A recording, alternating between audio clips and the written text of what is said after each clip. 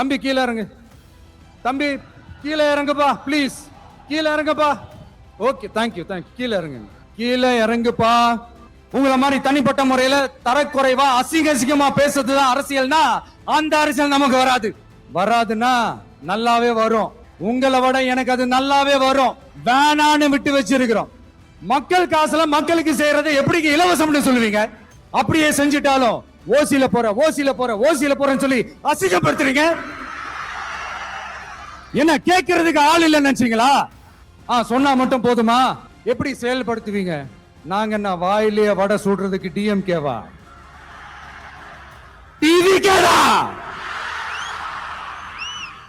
அண்ணன் செங்கோட்டையன் அண்ணன் அவர்கள் நம்ம கூட வந்து சேர்ந்தது நமக்கு ஒரு மிகப்பெரிய ஒரு பலம்.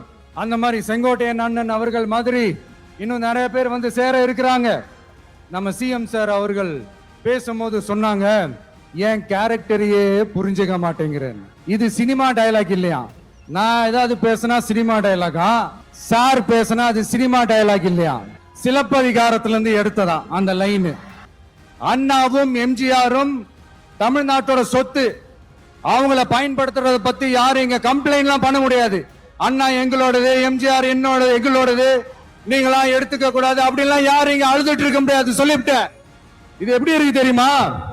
எனக்கு பயம் இல்ல, எனக்கு பயம் இல்ல அப்படின்னு சத்தமா சவுண்ட் விட்டுக்கிட்டே சத்தமா பாட்டு பாடிக்கிட்டே இந்த நடுங்கிக்கிட்டே சின்ன பசங்க நடந்து போவாங்க. அந்த மாதிரி இருக்கு. முதல்ல மண்டையில இருக்கிற கொண்டைய மறைங்க சார். எனக்கோ இல்ல என் குடும்பத்துக்கோ பட்டங்கள் வேணும், பதவி வேணும்னு ஏதாவது கேட்டிருப்பேனா? இல்ல ஏதாவது லாபம் பார்த்திருப்பேனா? இல்ல எதுக்காவது ஆசைப்பட்டிருப்பேனா? ஆனா அவரு பேரை சொல்லிக்கிட்டு அவருடைய கொள்கையை ஃபாலோ பண்றதா சொல்லிக்கிட்டு இப்ப ஆட்சியில இருக்கிறவங்க என்னெல்லாம் செய்யறாங்கன்னு. அதனாலதான் சொல்றோம், பெரியார் பேரை சொல்லிக்கிட்டு தயவு செஞ்சு கொள்ளையடிக்காதீங்கயா. சூப்பர் சரவணா ஸ்டோர்ஸ்ல டிசம்பர் 16 இருந்து ஜனவரி 15 வரைக்கும் ஒவ்வொரு பிரான்ச்லயும் ஒரு கஸ்டமருக்கு ₹1,00,000 மதிப்பு உள்ள தங்க நகை பண்டிகை பரிசு. மஞ்சள் மஞ்சள் பொதுவா நல்ல காரியங்கள் ஸ்டார்ட் பண்றதுக்கு முன்னாடி இந்த மஞ்சள் எடுத்து வச்சுதான் ஸ்டார்ட் பண்ணுவாங்க. நம்ம வீட்டுல கூட நம்ம அம்மா அக்கா தங்கைகள் நமக்காக நாம நல்லா இருக்கணும்ன்றதுக்காக மஞ்சள் புடவை கட்டிக்கிட்டு தான் வேண்டிக்குவாங்க. அப்படி அந்த மஞ்சள்னாலே ஒரு தனி வைப்பு தாங்க. நம்ம கொடியில கூட அந்த வைப்ரண்டான அந்த எனர்ஜெட்டிக்கான அந்த மஞ்சள் இருக்குமே. அந்த மாதிரி மங்களகரமான மஞ்சள் விளையிற பூமி தான் இந்த ஈரோடு பூமி. இங்க வந்து மஞ்சளை பத்தி பேசாம வேற எங்க போய் பேசுறது? அது மட்டும் இல்ல, இங்க ஒரு மகத்தான ஒரு மனிதரை பத்தி நம்ம பேசி ஆகணும். இந்த ஈரோடு மண் விவசாயத்துக்கும் பேர் போன மண். இங்க நடக்கிற அந்த விவசாயத்துக்கு மிக முக்கியமான ஒரு கவசமா இருக்கிறது என்ன தெரியுமா? காலிங்கராயன் அணை, காலிங்கராயன் கால்வாய். காலிங்கராயன் அணை கட்டினதுலயும் கால்வாய் வெட்டினதுலயும் உயிரான உணர்வு பூர்வமான நிறைய விஷயங்கள் இருக்குது. அப்படி அந்த ப்ராசஸ்ல அவர் அந்த அணை கட்டும் போதும் கால்வாய் வெட்டும் போதும் ரொம்ப சோர்வடைஞ்சிட்டாராம். அப்ப அவங்க அம்மா அதை பார்த்துட்டு சொன்னாங்களாம், மகனே காளிங்கா, தயிர் வித்த காசு தாழ்வாரம் வரைக்கும் இருக்குது, மோர் வித்த காசு முகுட வரைக்கும் இருக்குது, அதை எடுத்துக்கிட்டு போய் அணைய கட்டியா கால்வாய வெட்டியான்னு சொல்லி தைரியம் கொடுத்தாங்களாம். பெத்த அம்மா கொடுக்கிற அந்த தைரியம் இருக்கு பாருங்க, அதை தாண்டி வேற எதுவுமே கிடையாதுங்க. ஒரு மனுஷனால எதையும் சாதிச்சு காட்ட முடியும்.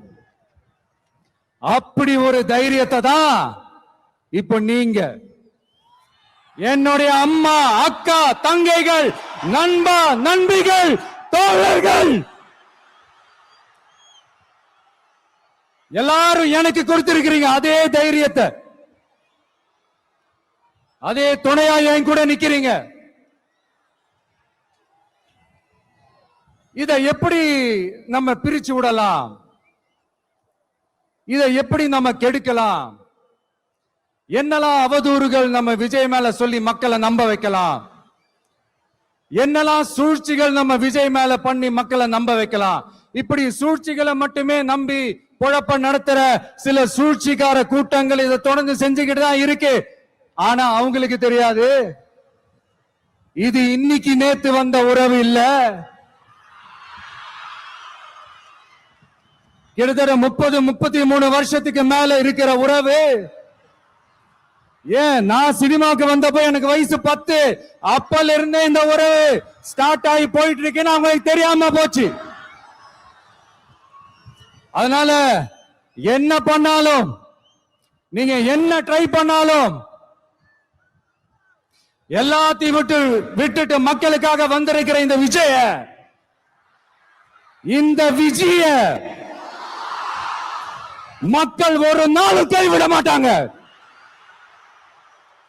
மக்கள் கூடவே நிக்கிறாங்க, கூடவே நிப்பாங்கன்னு அவங்களுக்கு தெரியாம போச்சு. என்னப்பா நிப்பீங்கல்ல? உங்களை நம்பிதாப்பா வந்திருக்கிறேன்.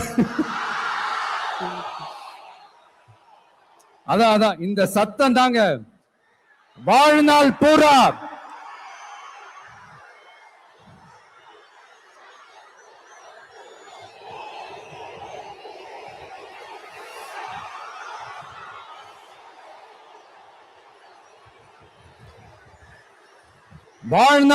உங்களுக்கு நன்றியோடவே இருப்பேன். இப்போ நம்ம காளிங்கராயன் அவர்கள் அணையை கட்டுறதுக்காக பவானிக்கு போய் பார்க்கும்போது ஒரு இடத்துல ஒரு பாம்பு வந்து உட்கார்ந்துச்சான், படுத்துச்சான். அது படுத்த இடத்துலதான் அவர் அணையை கட்ட ஸ்டார்ட் பண்ணாராம்.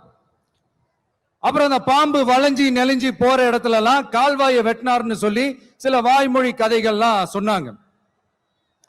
தண்ணியை சேமிச்சு வச்சு குடிக்கிறதுக்கும் விவசாயத்துக்கும். தம்பி கீழே இறங்கு, தம்பி கீழே இறங்குப்பா, பிளீஸ் கீழே இறங்குப்பா.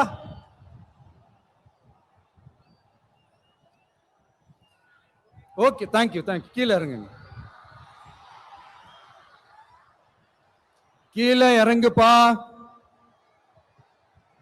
நீ இறங்கினாதான் புத்தம் கொடுப்பேன்.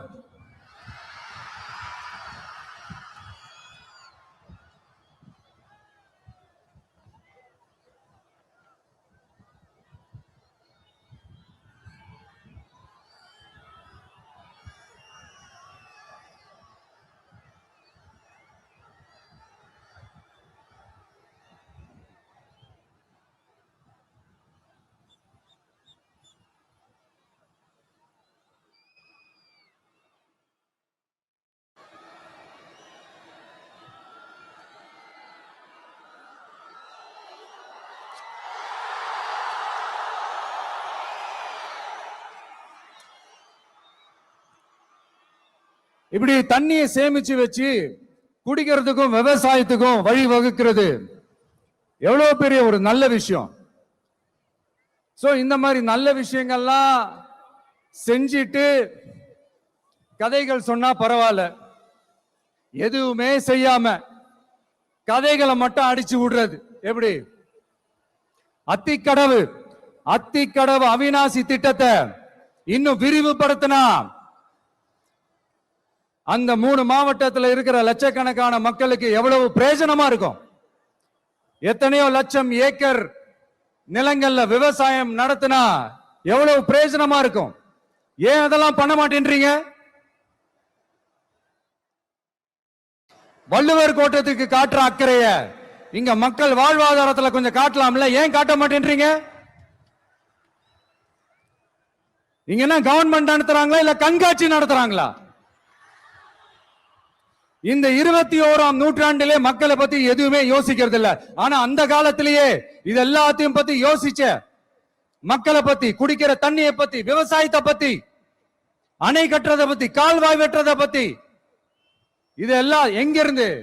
பவானியிலிருந்து நொய்யலாறு வரைக்கும் கால்வாய் வெட்டி இதெல்லாத்தையும் பத்தி யோசிச்ச காளிங்கராயன் அவர்களுக்கு கோடி கும்பிடு போட்டாலும் பார்த்தாதுங்க. இப்படி அந்த காலத்துல இருந்த ஒரு ஹீரோவை பத்தி பேசிட்டு இந்த காலத்துல, அதாவது 1920th செஞ்சுரியில இருந்த ஒரு ஹீரோவையும் பத்தி நம்ம பேசி ஆகணும்ல. ஒருத்தர் இலக்கிய மனம் கொண்ட ஹீரோனா இன்னொருத்தர் இரும்பு மாதிரி அயன் மேன் தான். எஸ், நம்ம ஈரோடு கடப்பாறை தான்.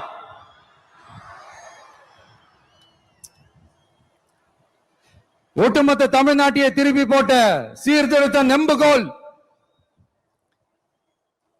ஈரோடு மாவட்டத்துல பிறந்த அவர்தான் இந்தியாவுக்கே இடஒதுக்கீடு சம்பந்தமான அரசியல் சட்டத்தை திருத்தறதுக்காக போராட்டம் நடத்தினவர் யாரு?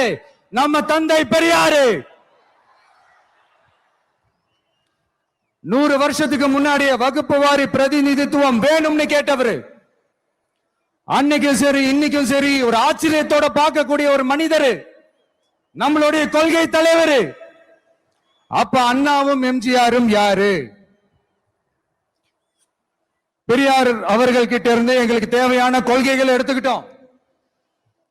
அவரை ஃபாலோ பண்ற, அவரை வழிகாட்டி ஏத்துக்கிட்ட அண்ணா அவர்கள் கிட்ட இருந்தோம், எம்ஜிஆர் அவர்கள் கிட்ட இருந்தோம் தேர்தல் அணுகுமுறையை எடுத்துக்கிட்டோம். அண்ணாவும் எம்ஜிஆரும் தமிழ்நாட்டோட சொத்து. அவங்கள பயன்படுத்துறத பத்தி யாரும் இங்க கம்ப்ளைண்ட் பண்ண முடியாது. அண்ணா எங்களோடது, எம்ஜிஆர் என்னோடது, எங்களோடது, நீங்களா எடுத்துக்க கூடாது அப்படிலாம் யாரும் இங்க அழுதுட்டு இருக்க முடியாது, சொல்லிவிட்டேன். அதனால நாங்க ஒரு வழியில அரசியல் செஞ்சுக்கிட்டு போயிட்டு இருக்கிறோம். உங்களுக்கு தான் டிவிக்கே ஒரு பொருட்டே இல்லல, அப்புறம் ஏன் கதறீங்க? அப்புறம் ஆளாளுக்கு அங்க போயிட்டு இங்க போயிட்டு புலம்பி தள்ளிக்கிட்டு இருக்கிறீங்க. இது எப்படி இருக்கு தெரியுமா? எனக்கு பயம் இல்ல, எனக்கு பயம் இல்ல அப்படின்னு சத்தமா சவுண்ட் விட்டுக்கிட்டே சத்தமா பாட்டு பாடிக்கிட்டு இந்த நடுங்கிக்கிட்டே சின்ன பசங்க நடந்து போவாங்க, அந்த மாதிரி இருக்கு. முதல்ல மண்டையில இருக்கிற கொண்டே மறைங்க சார்.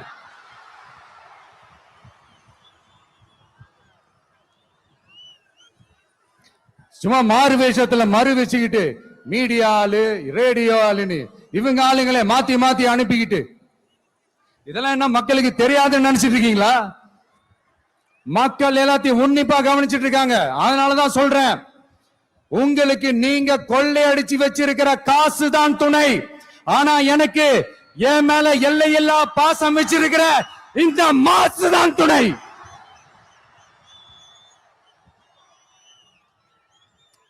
இப்படி நமக்கு துணையா இருக்கிற ஈரோடு மக்களுக்காக நான் இப்போ குரல் கொடுக்கலாம் வந்திருக்கிறேன்.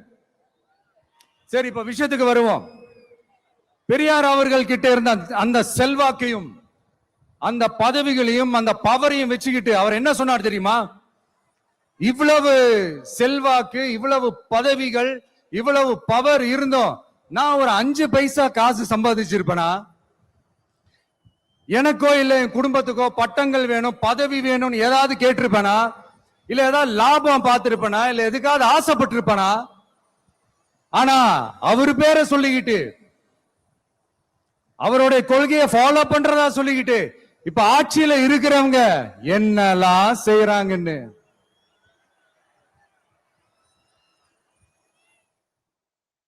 அதனாலதான் சொல்றோம், பெரியார் பேரை சொல்லிக்கிட்டு தயவு செஞ்சு கொள்ளையடிக்காதீங்கயா, தயவு செஞ்சு கொள்ளையடிக்காதீங்க. அவரு பேரை சொல்லிக்கிட்டு பெரியார் பேரை சொல்லி கொள்ளையடிக்கிற இவங்க தான் நம்மளுடைய அரசியல் எதிரி. மக்களை நீங்க சொல்லுங்க, நம்மளுடைய அரசியல் எதிரி யாரு? நம்மளுடைய கொள்கை எதிரி யாரு?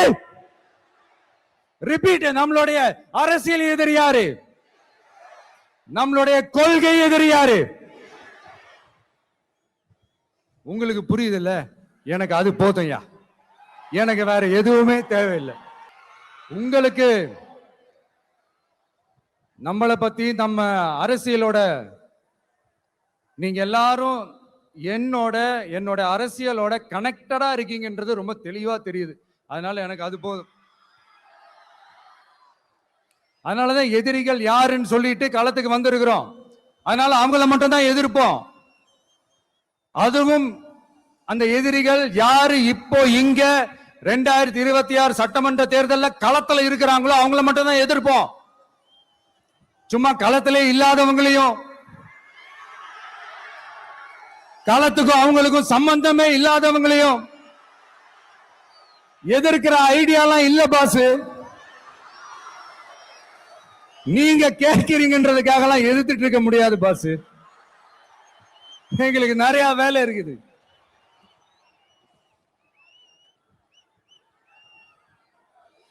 எத்தனை எத்தனை பொய்யான வாக்குறுதிகள். வந்த உடனே நீட்டை ரத்து செய்வோம், கல்வி கடனை ரத்து செய்வோம், கேஸ் சிலிண்டருக்கு மானியமா 100 ரூபாய் தருவோம், என்னெல்லாம் அடிச்சு விட்டுட்டு இன்னி வரைக்கும் கேக்குறேன், இதெல்லாம் சொன்னாங்களே செஞ்சாங்களா? இவங்க எப்பவுமே இப்படிதான், சொல்றது ஒண்ணு செய்யறது ஒண்ணு. திமுகவும் பிரச்சனைகளும் ஃபெவிகால் போட்டு ஓட்டின ஃப்ரெண்ட்ஸ் மாதிரி ஒண்ணுல இருந்து ஒன்ன பிரிக்கவே முடியாது. இப்போ ஈரோடு பகுதியில் இருக்கிற பிரச்சனையை பத்தி பேசுவோம்.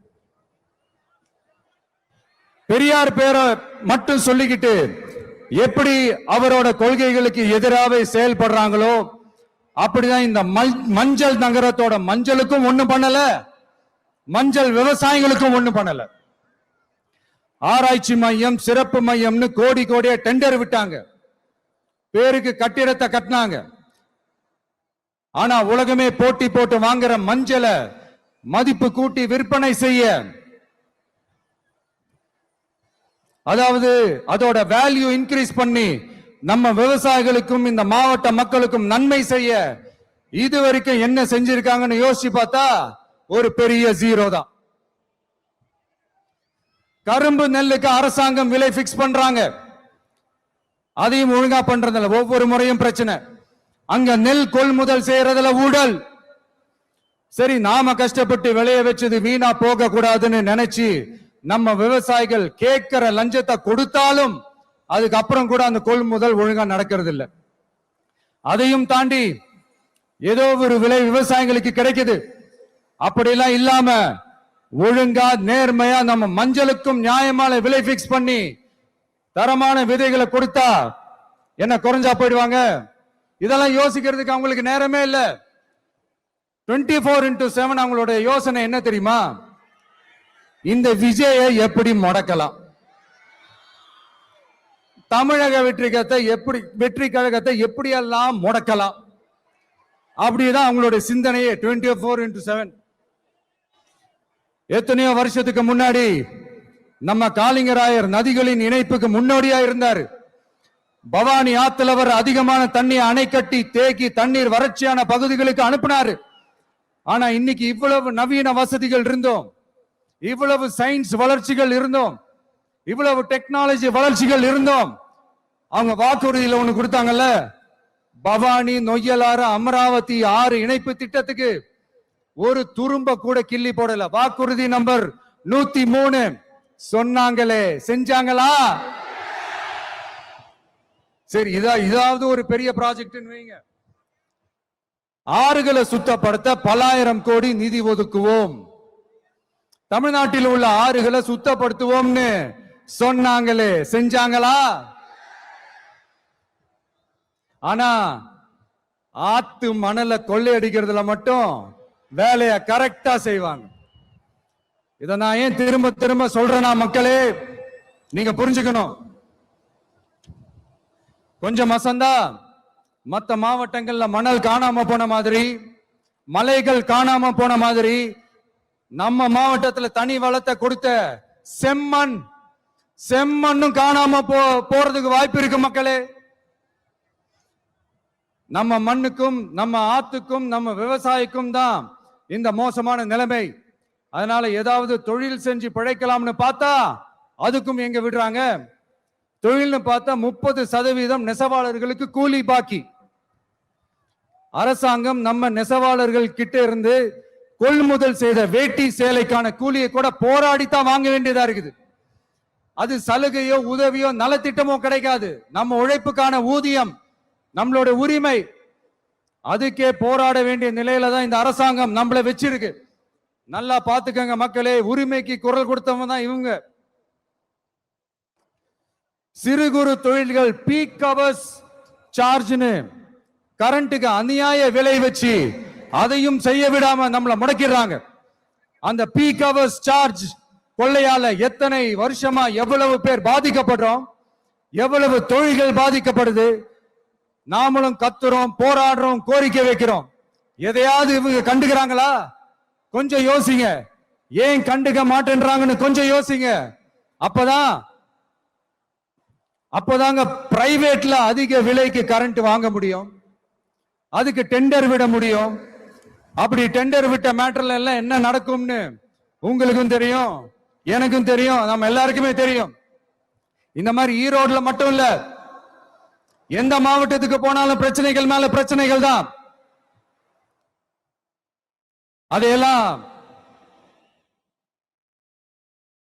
அதையெல்லாம் தீக்கிறதுக்கு ஒரு சொல்யூஷன் கூட சொல்லாம இதுல வேற பெருமையா மாடல் அரசு மாடல் அரசுங்கிறது. இல்ல நான் கேட்கிறேன், கூச்சமா இல்ல?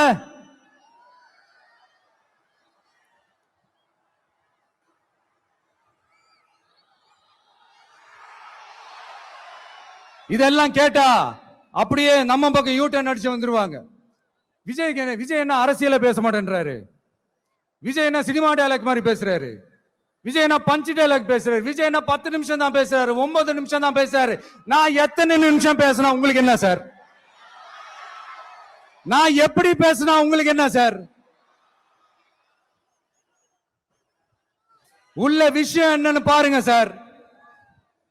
ஒவ்வொரு மாவட்டத்துக்கும் போய் மக்கள் ஃபேஸ் பண்ற பிரச்சனைகளை எடுத்து பேசிட்டு இருக்கிறேன். பின்ன அது அரசியல் இல்லாம வேற எதுதான் அரசியல்? உங்களை மாதிரி தனிப்பட்ட முறையில தரக்குறைவா அசிங்கமா பேசுறதுதான் அரசியல்னா அந்த அரசியல் நமக்கு வராது. வராதுன்னா நல்லாவே வரும். உங்களை விட எனக்கு அது நல்லாவே வரும். வேணான்னு விட்டு வச்சிருக்கிறோம். அப்புறம் உங்களுக்கு நமக்கு என்ன வித்தியாசம்? காஞ்சிபுரத்துல நாம பேசும்போது இந்த மாதிரி உங்களால் அமைக்கப்பட போற ஆட்சியில நம்ம ஆட்சிக்கு வந்த உடனே என்னெல்லாம் செய்ய போறோம்ன்றது சிலது சொன்னோம். அதையெல்லாம் தப்பா புரிஞ்சுக்கிட்டு இப்போ சொல்றேன், விளக்கமா சொல்றேன். நான் சலுகைகளுக்கு எதிரானவன் கிடையாது. மக்களுக்கான சலுகைகளை இலவசம்னு சொல்லி அசிங்கப்படுத்துறதுல எனக்கு உடன்பாடு கிடையாது. மக்கள் காசுல மக்களுக்கு செய்யறதை எப்படி இலவசம்னு சொல்லுவீங்க? அப்படியே செஞ்சிட்டாலும் ஓசில போறேன்னு சொல்லி அசிங்கப்படுத்துறீங்க. என்ன கேட்கறதுக்கு ஆள் இல்ல நினைச்சீங்களா? மக்களுக்கு ஒண்ணுன்னா இந்த விஜய் வந்து நிப்பா, இந்த விஜய் வந்து கேள்வி கேட்பா. இந்த விஜய் எப்பவுமே மக்கள் பக்கம் தான், அதே மாதிரி மக்களும் என் பக்கம் தான். என் மக்கள் மானத்தோட மரியாதையோட கௌரவத்தோட வாழணும். என் மக்கள் யாருக்கும் கீழே கிடையாது. அப்படி அவங்க கௌரவத்தோட வாழணும்னா அவங்களுக்கான வாழ்க்கை தரம் உயரணும். வாழ்க்கை தரம் உயரணும்னா அவங்களோட வாழ்வாதாரம் உயரணும். வாழ்வாதாரம் உயர்ந்தாதான் பொருளாதாரம் உயரும். பொருளாதாரம் உயர்ந்தாதான் வசதி வாய்ப்புகள் உயரும். இதெல்லாம் உயர்ந்தாலே ஆட்டோமேட்டிக்கா அவங்களோட வாழ்க்கை தரம், அவங்களுக்கான மரியாதை, அவங்களுக்கான கௌரவம் எல்லாமே உயரும். இதுக்கான வழிகள், அந்த சூழல்களை அந்த கவர்மெண்ட் அமைச்சு கொடுக்கணும். இதுக்கான அந்த திட்டங்களை செயல்படுத்தணும். இதெல்லாம் செஞ்சாதான் இந்த அரசாங்கம் ஒரு நல்ல அரசாங்கம். இதைத்தான் சொன்னோம்.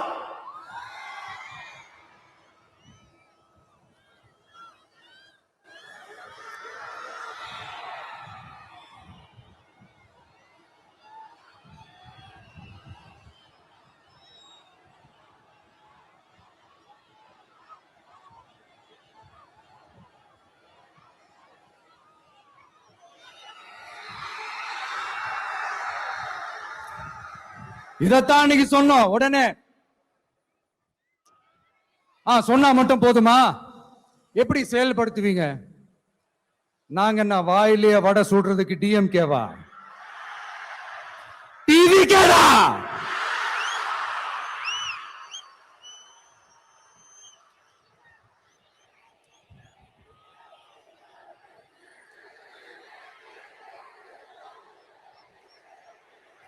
எல்லாருக்கும் எல்லாருக்கும் நிரந்தரமான ஒரு வீடு இருக்கணும்னு சொன்னோம்.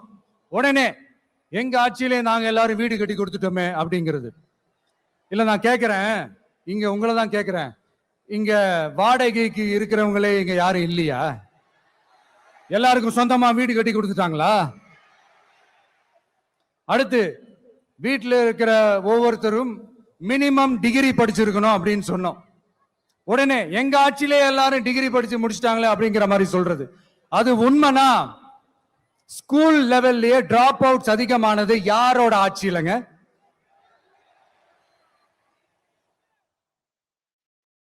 பசங்க பிள்ளைங்க யாரும் ஸ்கூல்ல சேரலன்னு சொல்லிட்டு எனக்கு தெரிஞ்சு 207 கவர்மெண்ட் ஸ்கூல்ஸ் மூடினது யாரோட ஆட்சியிலங்க? இதுல கல்வியில் சிறந்த தமிழ்நாடுன்னு டிராமா வேற. அடுத்து குடும்பத்துல ஒருத்தருக்கு நிரந்தரமான வருமானம் வரணும், வேலை வாய்ப்பு கிடைக்கணும் அப்படின்னா நாங்க கொடுக்காத வருமானமா, நாங்க கொடுக்காத வேலையா அப்படிங்கிறது. எத்தனையோ லட்சம் காலி பணியிடங்கள் நிரப்புவோம்னு வாக்குறுதி கொடுத்துட்டு ஆட்சிக்கு வந்தீங்கல்ல, எத்தனை லட்சம் காலி பணியிடங்களை நிரப்புனீங்க? அட்லீஸ்ட் 1 லட்சம் காலி பணியிடங்களாவது நிரப்புனீங்களா? இதெல்லாம் சொல்லிட்டு மக்களை ஏமாத்துறது யாரோட ஆட்சியிலங்க? அடுத்து ரொம்ப முக்கியமா, பெண்களுக்கு பாதுகாப்பு இல்ல, சட்டம் ஒழுங்கு சரியா இல்லைன்னு சொன்னா தமிழ்நாட்டில் பெண்கள் பாதுகாப்பு தான் அதிகமா இருக்குதான். நீங்க சொல்லுங்க மக்களே, பெண்கள் பாதுகாப்பு இருக்கு? சட்டம் ஒழுங்கு சரியா இருக்கு? அவங்க சொல்றது உண்மையா? அவங்க சொல்றதை நீங்க ஏத்துக்கிறீங்களா? சத்தமா கேக்குதா சார்? இதுதான் ரியாலிட்டி, இதுதான் நிஜம். நம்மளுடைய ஆட்சியில சட்டம் ஒழுங்குல சமரசமே இருக்காது. அதனாலதான் இவ்வளவு ஸ்ட்ராங்கா சொல்றோம், தைரியமா இருங்க மக்களே. இந்த மாதிரி விஷயங்கள்லாம் நம்ம மக்கள் கிட்ட எடுத்து சொன்னா உடனே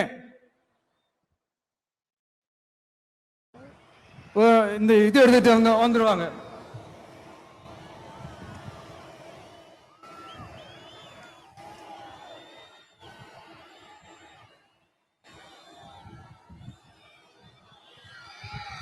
இந்த மாதிரி இதெல்லாம் என்னென்ன செய்ய போறோன்றது சிலதெல்லாம் காஞ்சிபுரத்துல சொன்ன மாதிரி சொன்னா எல்லாத்தையும் தப்பு தப்பா திருச்சி பேசிக்கிட்டு அவதூறு பரப்பிக்கிட்டு.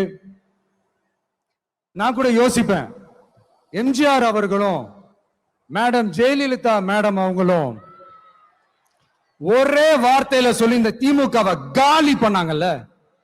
நான் கூட யோசிப்பேன், ஏன் இவ்வளவு ஹார்ஷா பேசுறாங்க, ஏன் இவ்வளவு ஹார்ஷா அவங்கள திட்டுறாங்கன்னு யோசிச்சது உண்டு. இப்பதானே புரியுது. அவங்க 2 பேரும் சொன்னதை இப்ப நானும் ரிப்பீட் பண்றேன். திமுக ஒரு தீய சக்தி, திமுக ஒரு தீய சக்தி, திமுக ஒரு தீய சக்தி, திமுக ஒரு தீய சக்தி, தீய சக்தி, தீய சக்தி, தீய சக்தி. என் நெஞ்சில் குடியிருக்கும் ஈரோடு மக்களே,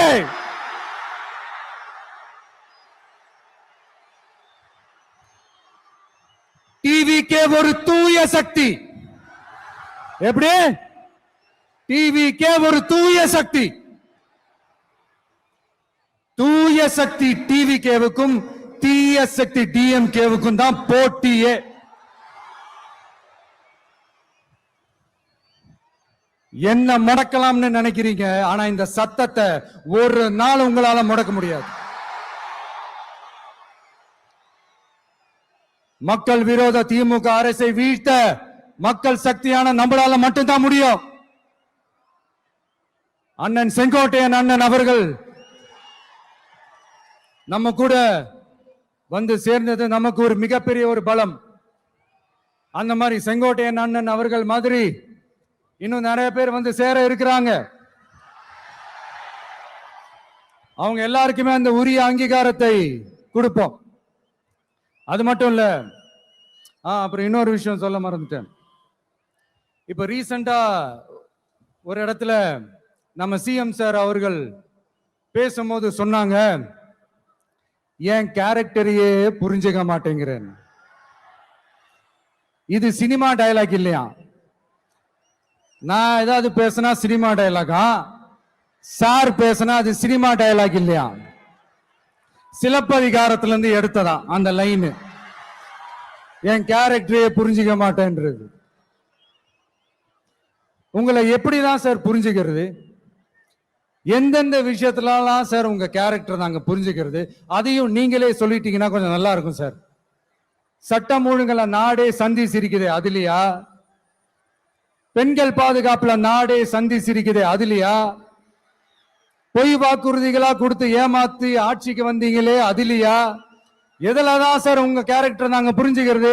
ஆனா ஒண்ணு, தமிழ்நாட்டுல ஆட்சி செய்யற நீங்களும் சரி, ஒன்றியத்துல ஆட்சி செய்யறவங்களும் சரி, நீங்க 2 பேரும் முதல்ல என்னோட கேரக்டரை புரிஞ்சுக்கணும் சார்.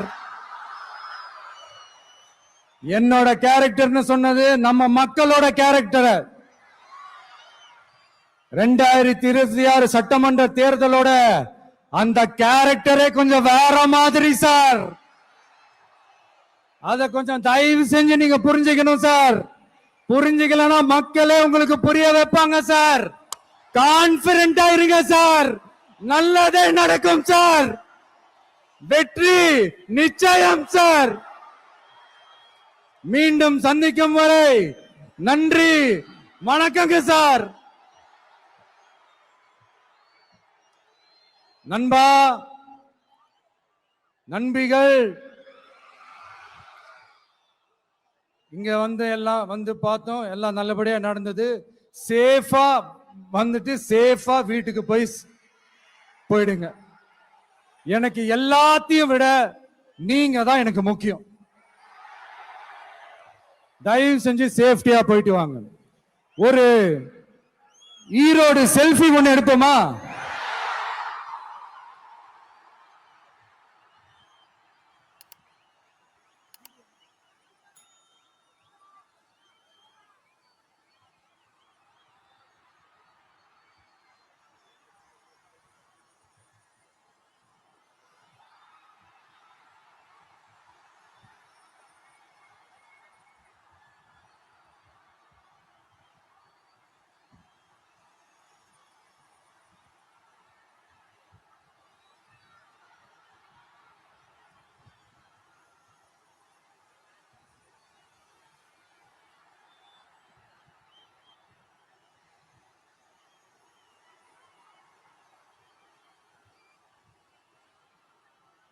சூப்பர் சரவணா ஸ்டோர்ஸ்ல டிசம்பர் 16 இருந்து ஜனவரி 15 வரைக்கும் ஒவ்வொரு பிரான்ச்லயும் ஒரு கஸ்டமருக்கு ₹1,00,000 மதிப்புள்ள தங்க நகை பண்டிகை பரிசு.